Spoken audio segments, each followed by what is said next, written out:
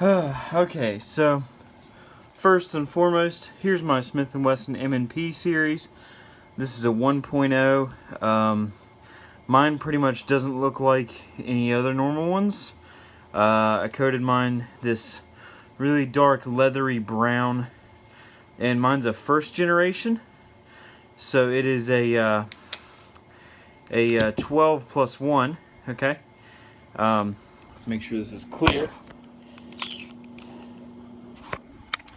It's a 12+1. The 2.0, they scaled up just a hair to make it more competitive with the Glock 19, so it's 15+1.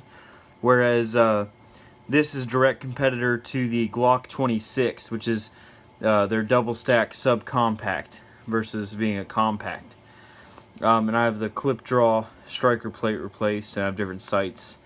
I fucked around with this one a bit, did color fill, whatnot. That's not the point. The point of this is that because this is a 12-round magazine, all right, this is this is an M&P. It takes M&P mags, and here's my sub 2000, of course.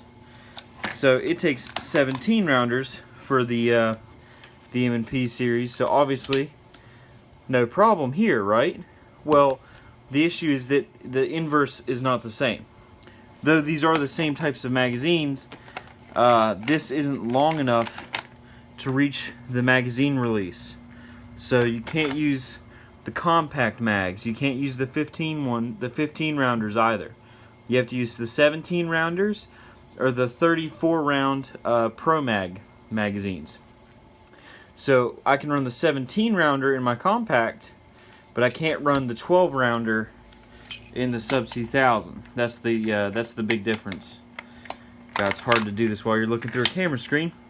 The sub 2000s, though, they're very, very adaptable. Mine's a multi-mag version. It says that somewhere. Maybe not that side. I can't remember. Yeah, right here. It's not focusing for some reason, but it says multi-mag. The vast majority of them are not multi-mag models. Most of them just take Glock mags. Glock mag is pretty much the standard. Most pistol caliber carbines will take Glock mags. I gravitated to the sub 2000 because of its mag interchangeability. Like if you had a Beretta 92, you could run it in this. But the important thing to note is that if you purchase an M&P, you're gonna have to track down a multi-mag version of this. The multi-mag models, they have interchangeable magazine releases to adapt to different styles of magazines. So I can buy the inserts on Kel-Tec's website for this, and I can make this model run Glock mags if I wanted to, or Beretta 92 mags, or Smith & Wesson Model 39 magazines, the old steel guns, and the old police stuff. They're really cool. But, I have the M&P series. I really like the M&P series. I already had mags from back when I owned a full size of this. Got stolen. And I really like the sub 2000s. It's a great rifle. It folds. It's really simple. It's lightweight. It's 4.5 pounds.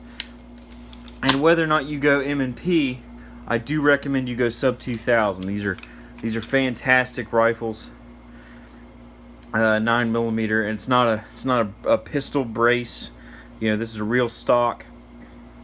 16-inch barrel, threaded, of course, so you can run suppressor if you wanted.